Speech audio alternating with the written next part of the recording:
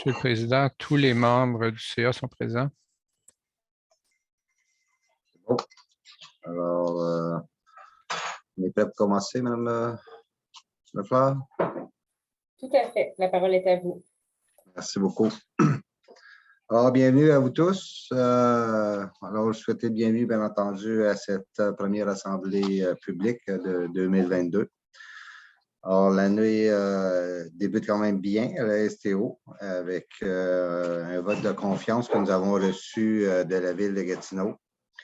Au niveau du budget, c'est bien accueilli, qui est favorable pour élargir le mandat de la STO et ça nous donne tous les moyens pour rendre ces nouvelles demandes, ces nouvelles orientations là, réalisables. C'est un 1 million supplémentaire. Ça va permettre d'exploiter une nouvelle opportunité de mobilité durable et de développer une saine habitude de vie au niveau des déplacements de nos jeunes. On parle de près de 4 000 jeunes qui vont pouvoir bénéficier de ce nouveau service. À ce moment-ci, je vais laisser la parole à M. Leclerc pour nous faire un petit bref aperçu de ce qui s'en vient là, pour les manifestations qu'on attend dans les prochains jours. M. Leclerc? Oui, merci, M. le Président. D'entrée de jeu, juste préciser, là, si jamais j'ai quelques petits problèmes techniques là, avec ma connexion, si jamais ça devait tomber, ma collègue Sophie Saint-Pierre pourra prendre le relais.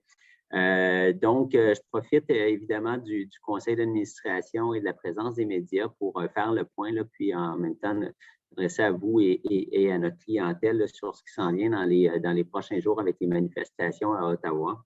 Donc, évidemment, un peu comme on l'entend des autorités publiques, je pense que le mot d'ordre est très clair et pertinent d'éviter le centre-ville si on n'a pas à s'y rendre. Nous, c'est la même approche, évidemment, qu'on préconise. On ne connaît pas, là, à chaque fois qu'il y a un événement du genre, c'est très difficile de prévoir comment ça va évoluer.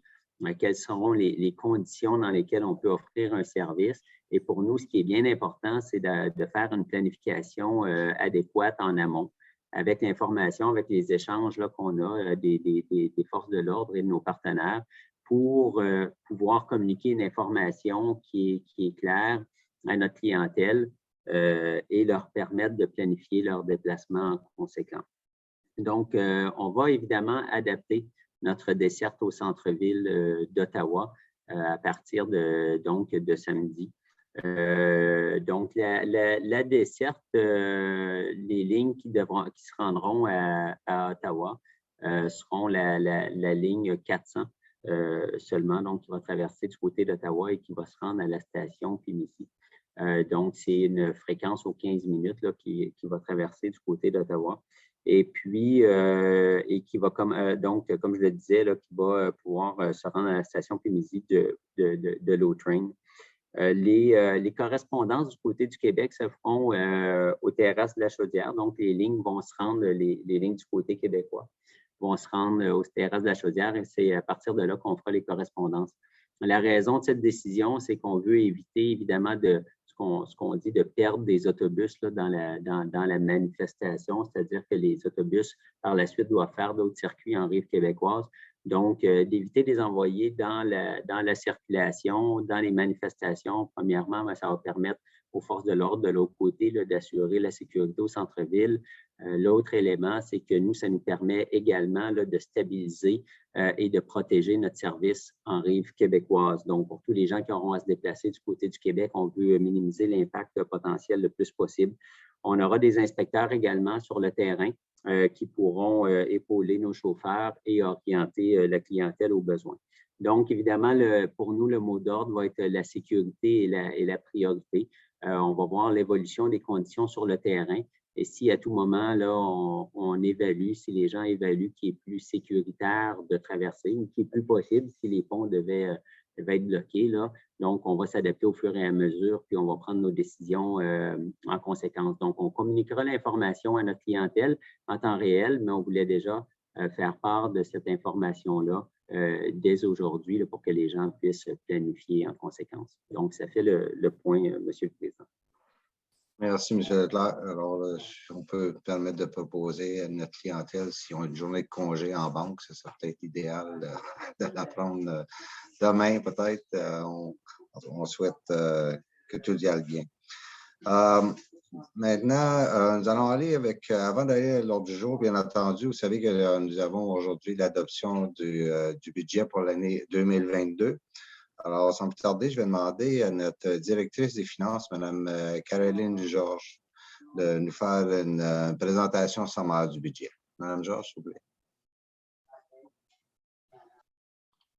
Merci beaucoup, M. le Président.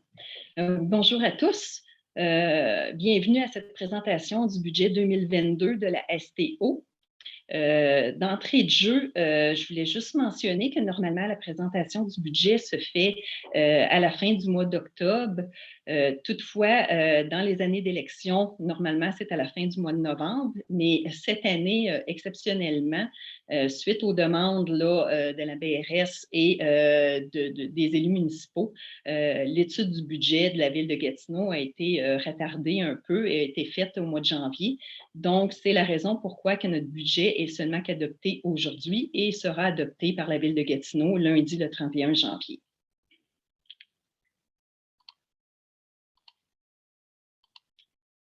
Pour ce qui en est des revenus, au budget 2021, nous avions des revenus de 157 millions. Nous avons une variation de 6,4 millions pour établir nos budgets de revenus à 163,4 millions pour l'année 2022. L'explication de l'augmentation vient principalement des revenus de passagers qui augmentent de 1,3 million du fait que nous faisons une projection d'achalandage. On débute l'année avec 50% de notre achalandage 2019 qui est pré-COVID pour augmenter graduellement pendant l'année pour atteindre à la fin de l'année 2022 un pourcentage de 60% de notre achalandage de 2019.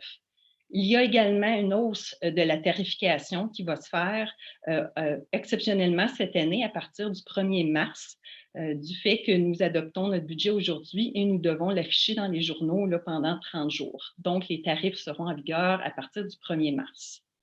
Nous avons un ajustement concernant notre subvention liée à l'offre de services et aux indicateurs de 1,4 million.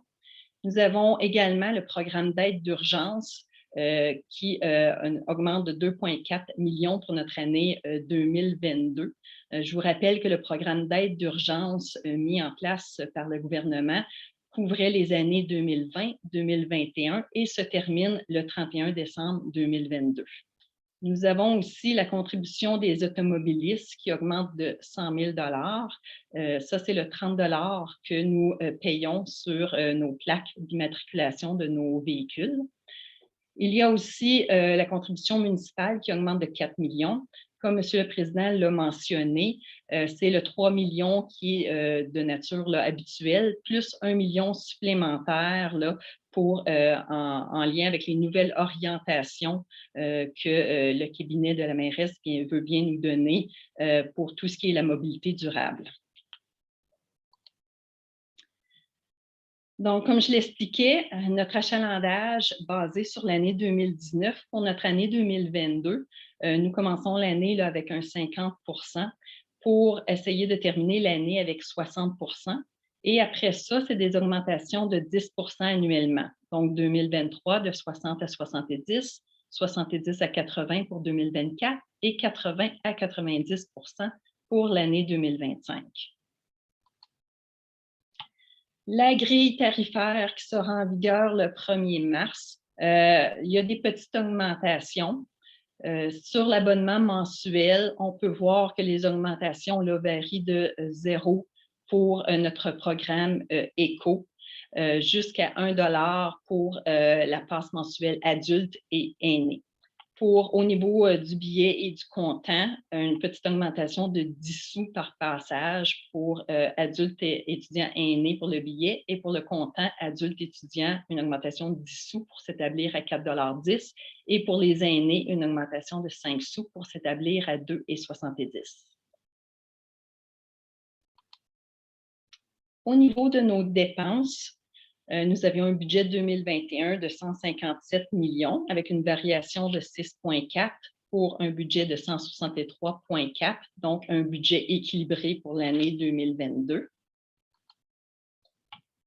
L'augmentation principale se situe au niveau de la masse salariale avec une augmentation de 5,1 millions, ce qui inclut l'indexation des salaires, l'augmentation des avantages sociaux et toutes les autres augmentations, ainsi que l'application de la nouvelle norme fédérale touchant les horaires pour introduire les pauses pour nos chauffeurs, ainsi qu'un ajustement là, de l'offre de services. Nous avons aussi un petit ajustement de 100 000 $ pour les coûts d'opération des véhicules en fonction de notre coût kilométrique, une augmentation de 300 000 pour les coûts d'entretien de nos installations, principalement liés là, à l'entretien des bâtiments, les contrats de déneigement et le renouvellement des assurances, ainsi qu'une augmentation de 500 000 $ pour nos autres dépenses d'exploitation, telles que nos honoraires et contrats, nos développements de nos systèmes informatiques et autres, ainsi qu'une augmentation de 600 000 dans notre réserve d'imprévus, ce qui donne notre budget 2022 de 163,4 millions. Comme on peut le constater, pour la répartition des revenus, c'est majoritairement là, la ville de Gatineau, là, la contribution là, qui compose nos revenus de 46 %. Nous avons aussi les subventions provinciales et fédérales qui composent notre budget de 23 %. Les revenus de nos passagers avec 15 % et le programme d'aide d'urgence au transport collectif à 12 %. Pour les dépenses, majoritairement, c'est notre masse salariale qui compose nos dépenses à 56 %. Les autres éléments importants sont notre service de la dette et nos immobilisations à 21 %, ainsi que nos coûts d'opération de nos véhicules à 11 %. Notre programme des immobilisations pour les prochaines années. Nous avons nos acquisitions d'autobus. Pour l'année 2022, nous prévoyons acquérir 5 autobus hybrides de 40 pieds pour un montant de 5,5 millions. Vous pouvez constater que nos autobus électriques débutent en 2023 par l'acquisition de 2 autobus électriques. Et par la suite, à partir de 2025, c'est seulement des autobus électriques que nous acquérons parce que le gouvernement du Québec a statué qu'à partir de 2025, il subventionnerait seulement que les autobus électriques. Dans nos autres éléments, nous avons les mesures préférentielles en faveur du transport collectif. Donc, nos projets importants, tels que le prolongement du Rapibus pour le tronçon La Brosse-Lorrain qui se continue jusqu'en 2023. Nous avons aussi le Rapibus tronçon Lorrain-Aéroport qui débute avec une étude d'opportunité en 2022.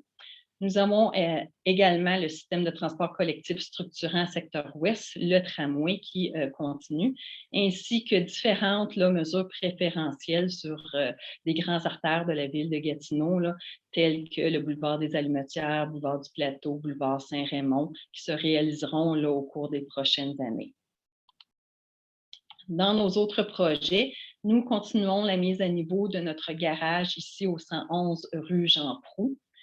Nous avons aussi le projet d'agrandissement du 2e centre de transport dans le secteur Gatineau en lien avec l'électrification du réseau, ainsi que différents autres projets qui se réaliseront au courant des autres années. Comme on peut le constater, pour l'année 2022, c'est un coût total de projet de 74,3 millions, dont nous devrions recevoir des subventions pour 55,5 millions. Merci beaucoup. Ça conclut ma présentation sur le budget 2022.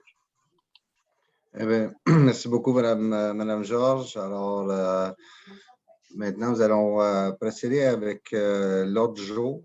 Et je vais céder la parole à notre secrétaire coopératif et responsable du consensus, M. Richard Vézina, pour aller avec la lecture de l'ordre du jour. M. Vézina. Merci, M. le Président.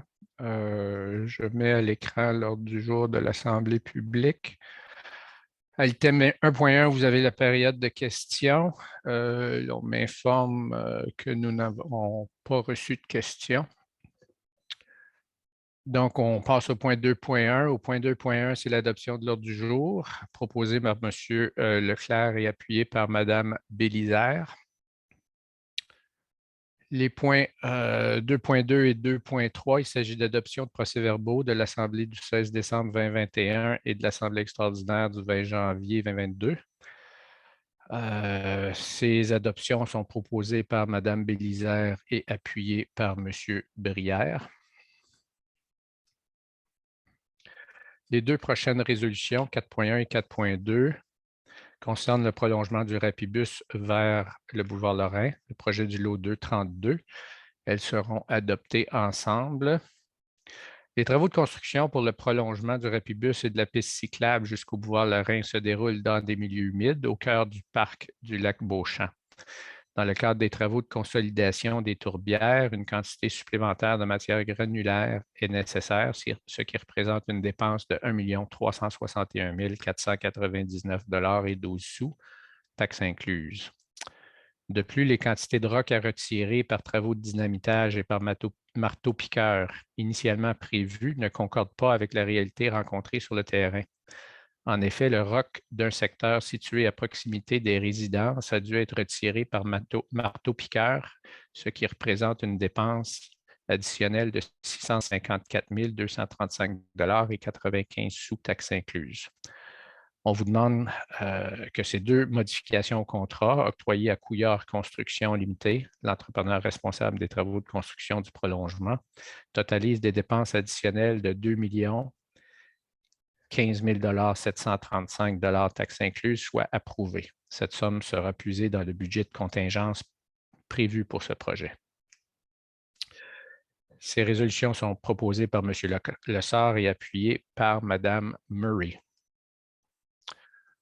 Au point 6.1, le budget pour l'année 2022, on vous recommande que le budget de la STO s'élevant à 163,35 millions pour l'année 2022 soit adopté et transmis pour approbation à la Ville de Gatineau. Ceci est proposé par M. Blondin et appuyé par Mme Bélisère. Au point 6.2, la grille tarifaire pour l'année 2022. La STO offre à sa clientèle une gamme de forfaits sur carte à puce multi, dont un porte-monnaie électronique, ainsi que des modes de paiement plus traditionnels.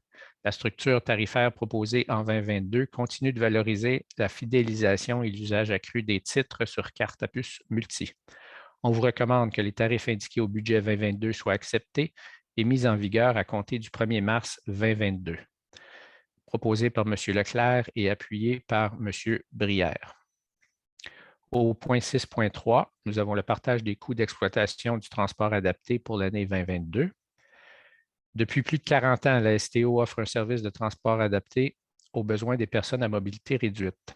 Le budget 2022 qui vient d'être adopté inclut les prévisions budgétaires de ce service au montant de 8 373 000 $. Le ministère des Transports, en vertu du programme de subvention au transport adapté, assume un maximum de 65 % des dépenses admissibles et la balance doit être prise en charge par la STO via la contribution de la Ville de Gatineau, soit 4 348 000 $ pour l'année 2022.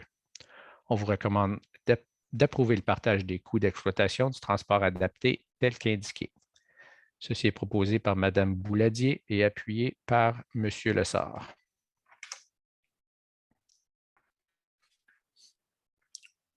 Au point 6.4, le programme des immobilisations pour les années 2022 à 2031. Selon l'article 132 de la Loi sur les sociétés de transport en commun, la STO doit produire chaque année le programme de ses immobilisations pour les 10 prochaines années en conformité avec son plan stratégique.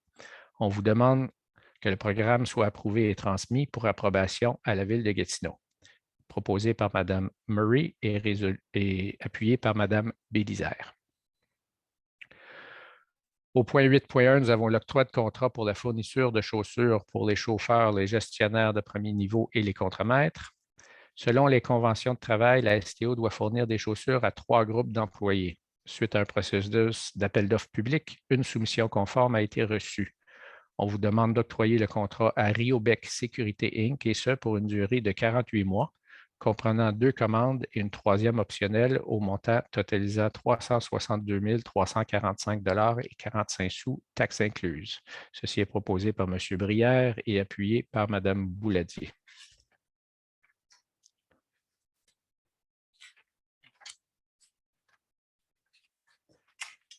Ensuite, nous avons l'octroi de contrat pour l'installation et la fourniture de portes coupe-feu au centre administratif Antoine-Grégoire. La STO doit procéder au remplacement de 6 portes coupe-feu au garage du centre administratif Antoine-Grégoire. Suite à un processus d'appel d'offres public, 3 soumissions conformes ont été reçues. On vous demande d'octroyer le contrat à la firme Le Spécialiste des portes Exitech Inc. et ce pour une durée de 5 mois, soit du 1er février au 30 juin 2022, au montant de 147 282,98 $, taxes incluses. Cette résolution est proposée par M. Leclerc et appuyée par M. Lessard. Les 2 prochaines résolutions à l'ordre du jour concernent la mise à niveau du garage au centre administratif Antoine-Grégoire qui seront adoptées en bloc. Les conditions et particularités de chantier de la phase 2 diffèrent de celles observées durant la phase 1, ce qui entraîne des modifications au niveau des services professionnels et des plans de vie. On vous recommande que la modification de contrat au mandat Service professionnel d'ingénierie phase 2.1 réalisée par la firme WSP au montant de 43 521,57 $, taxes incluses, soit approuvée. On vous demande de plus que la modification de contrat au mandat Service professionnel d'ingénierie phase 2.2 réalisée par la firme WSP au montant de 70 575,38 $, taxes incluses, soit approuvée. Ces 2 résolutions sont proposées par M. Blondin et appuyées par M. Brière. Au point 10.1, il s'agit d'un octroi de contrat pour chasseur de tête pour le projet structurant vers l'ouest. Le bureau de projet Tramway-Gatineau-Ottawa doit dénicher certaines expertises clés et pour ce faire, nécessite l'aide d'un chasseur de tête. Suite à un processus d'appel d'offres public, 2 soumissions conformes ont été reçues. On vous demande que le contrat soit octroyé à la firme Bédard Ressources Inc. au montant de 101 178 $, taxes incluses par Mme Bélisère. Enfin, nous avons une entente de location au 470 chemin Vanier à Gatineau. Une entente de location a été négociée entre la STO et Courchaine-Fortin, arpenteur géomètre, afin que cette entreprise puisse déménager ses bureaux dans la suite 101 située au 470 chemin Vanier dans le secteur Elmer. On vous demande que le directeur général soit autorisé à signer pour et au nom de la STO le bail ainsi que tout autre document connexe, proposé par M. Lessard et appuyé par Mme Bouladier. Monsieur le Président, nous en sommes rendus à la levée de l'Assemblée à l'item 12.1. Ceci est proposé par Mme Bélisère et appuyé par M. Lessard. Merci, M. Vézina. Ça m'a fait bien plaisir. Donc, merci beaucoup, M. Vézina et M. Blondin. On va prendre une pause de 5 minutes environ et on vous revient pour la période de questions qui est destinée aux médias. Merci. Merci, Mme Leclerc. Merci beaucoup.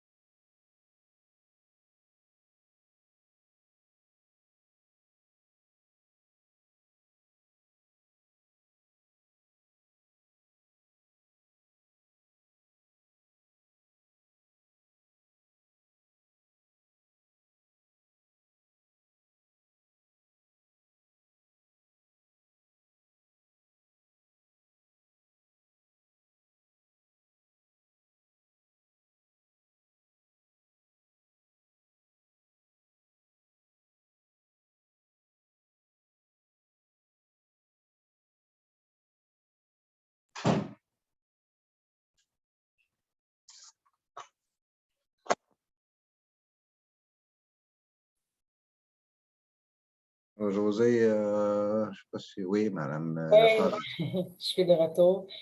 Alors, on va y aller avec la période des questions. Certains journalistes m'ont signalé avoir des questions, d'autres non. Donc, je vais y aller avec ceux qui m'ont répondu en premier. Donc, on va aller avec Annie-Rose Deschâtelet du quotidien Le Droit. Annie-Rose, à toi la parole. Bonjour. En fait, j'aurais deux petites questions concernant le budget. Ma première, en fait, c'est hier, le caucus des grandes villes de la Fédération canadienne des municipalités, dont fait partie le Gatineau, ils ont publié une déclaration au sujet des déficits opérationnels des transports collectifs qu'on prévoyait en 2022. On demande au gouvernement fédéral et aux provinces de combler les déficits qui sont prévus dans les réseaux de transport en commun, sans quoi là, ça pourrait se traduire par une hausse importante des tarifs ou une réduction de services.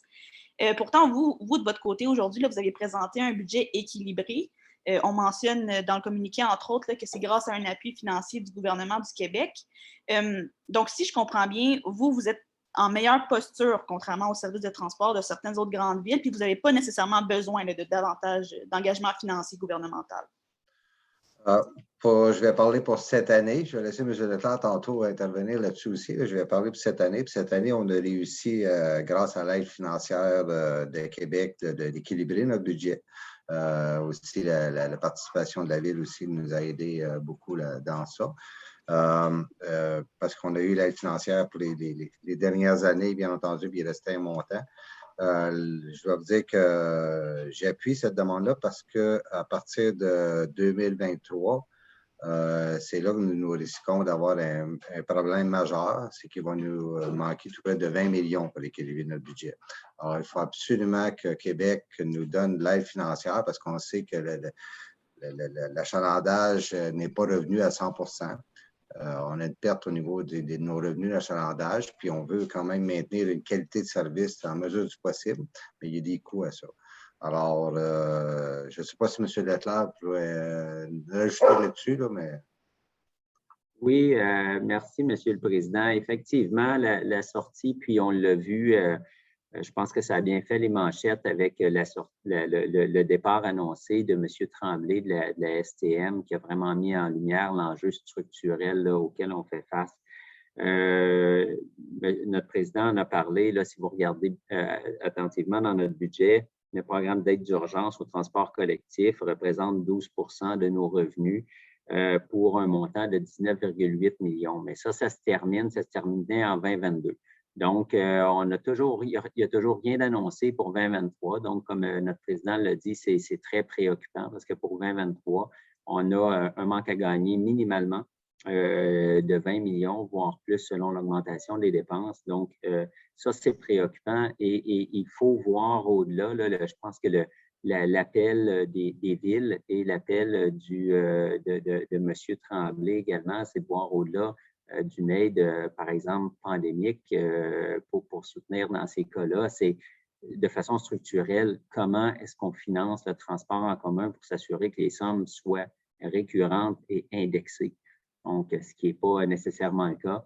Donc, on travaille de concert avec l'ensemble des sociétés de transport, nous en commun, au Québec, pour faire valoir ces points-là, le mettre de l'avant pour s'assurer qu'on puisse maintenir le service à la clientèle. C'est très important. Mais effectivement, l'ensemble des sociétés de transport, on se retrouve dans une situation similaire là, à partir, certains en 2022, nous, ce n'est pas notre cas, mais à partir de 2023 dans notre cas, très certainement. Merci. Puis je vous relance justement par rapport à l'achalandage. Vous l'avez mentionné un petit peu tantôt.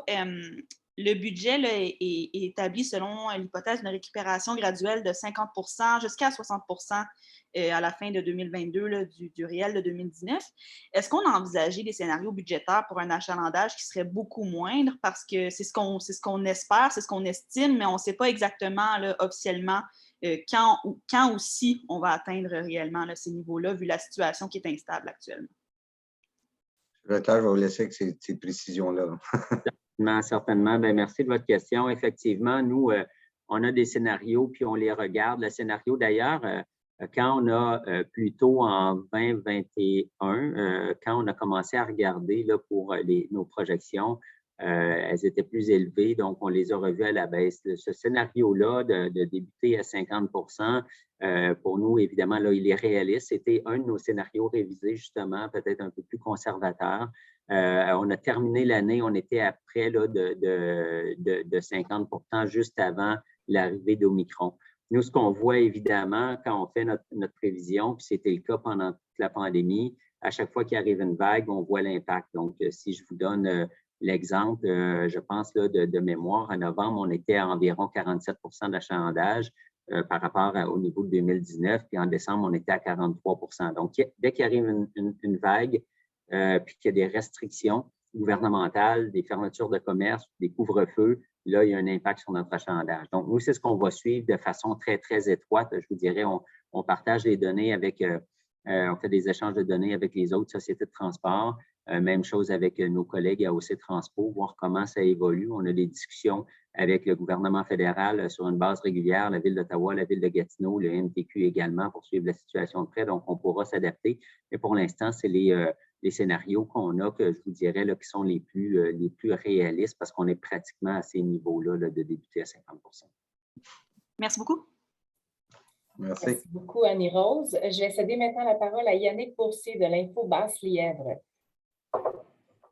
Merci. J'avais une petite question par rapport au PTI.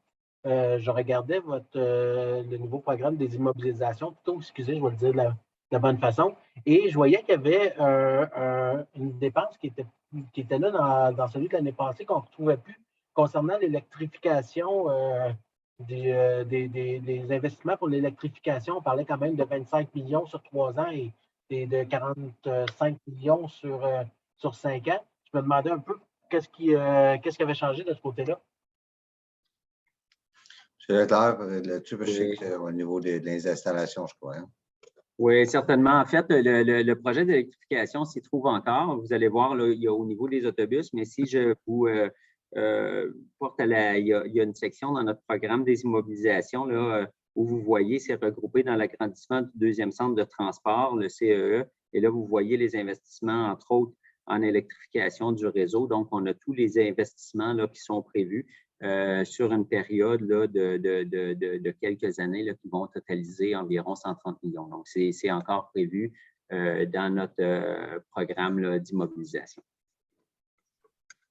D'accord, merci beaucoup. C'est tout. Merci, Yannick. Je cède maintenant la parole à Fiona Collienne de la Radio-Canada. Bonjour à tous. Monsieur Leclerc, je me demandais si vous auriez une petite mise à jour à nous faire au niveau du piratage informatique. Je me demandais notamment parce que il y a quelques mois, vous parliez vraiment d'un travail colossal à faire pour reconstituer le système, que ça prendrait des mois. Puis je me demandais est-ce qu'il y a des choses à nous dire aujourd'hui là-dessus, sur ce qui peut-être a été mis en place pour protéger les données à long terme ou ce que vous êtes en train de reconstituer. Dites-moi. Oui, très certainement. Merci de votre question. On ne veut certainement pas oublier cet événement-là, nous non plus. On est effectivement, on s'est remis, et j'en profite pour saluer là, le travail de nos équipes à l'automne qui a fait en sorte qu'on a été capable, ça a pris plusieurs mois là, pour se remettre. On n'est pas remis à 100 %. On est, je vous dirais, peut-être à 95 % là, de retour et le 5 % qui reste, c'est le 5 % qui a été le plus affecté. Donc, on fait dans certains cas, là, on passe à d'autres systèmes informatiques, là, tout simplement. C'est le cas de notre système de ressources humaines, là, le système intégré de ressources humaines qui a été très affecté. Donc, plutôt que de remonter ce système-là, on fait une transition vers un nouveau système, une transition qui avait déjà été entamée. Donc, au niveau là, de nos opérations, on est bien remis. Par contre, évidemment, là, on a, par exemple, il y a certaines données qu'on a perdues ou nos indicateurs de performance, dans certains cas, des indicateurs de rendement qu'on n'a pas, qu'on doit tout reconstruire. Donc, l'impact, on va encore le sentir, nous, à l'interne, pendant, là, je vous dirais, des semaines et quelques mois, mais ce n'est pas des impacts là, qui ont des répercussions financières ou sur la clientèle. Donc, ça va bien de ce côté-là.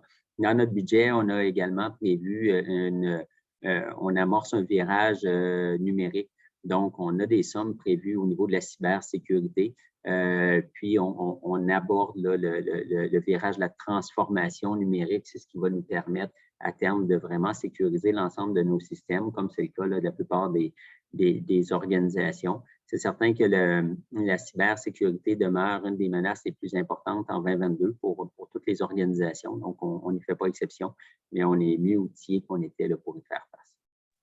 C'est ça. Et donc, pour la clientèle, peut-être que ça change quelque chose. Est-ce que ceux qui avaient des inquiétudes, qu'est-ce que vous pouvez leur dire aujourd'hui, peut-être pour les prochains mois et leur donner à eux, peut-être? En fait, c'est ce qu'on avait offert. Donc, si vous vous souvenez, au niveau de la protection des renseignements, donc ça, c'était offert. Je vous dirais qu'on a répondu aux questions de la clientèle. On a eu au début, on a eu beaucoup de demandes, mais là, je pense que les gens sont rassurés. Puis, on a offert là, une protection également à nos employés. Donc, à ce niveau-là, il n'y a pas d'autres inquiétudes, puisqu'on a déjà communiqué, puis les mesures qu'on a mises de l'avant à l'automne. Je vous remercie. Merci beaucoup, Fiona. Yannick me fait signe qu'il y a une question justement en lien avec la cybersécurité. Yannick, à toi la parole. Oui, excusez, en vous écoutant, ça m'a fait penser. J'ai vu que Tricentris, pas Tricentris, Transcoline avait été impacté par ce qui vous était arrivé. Et je me demandais si ça allait changer un peu la façon de faire dans le futur des partenariats avec les autres, que ce soit aussi Transport Transcoline, le fait que cette situation-là est arrivée, ou si vous allez changer un peu la façon de faire pour ne pas impacter d'autres utilisateurs du réseau là, qui utilisent les deux réseaux.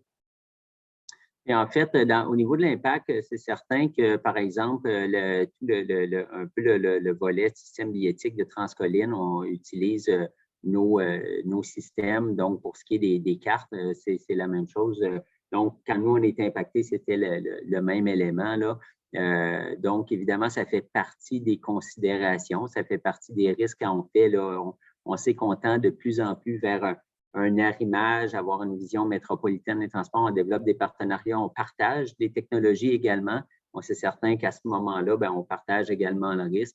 Je pense que la vision des partenariats, de la synergie, de l'arrimage au profit de la clientèle va demeurer. Maintenant, il faut s'assurer qu'on puisse mitiger le risque le plus possible.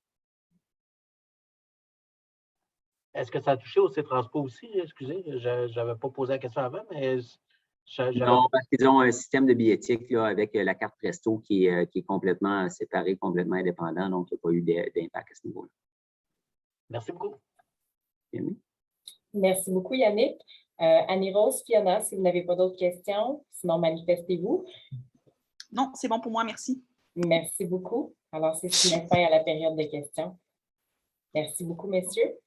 Merci. Merci à vous. Bonne soirée. Au revoir. Bye.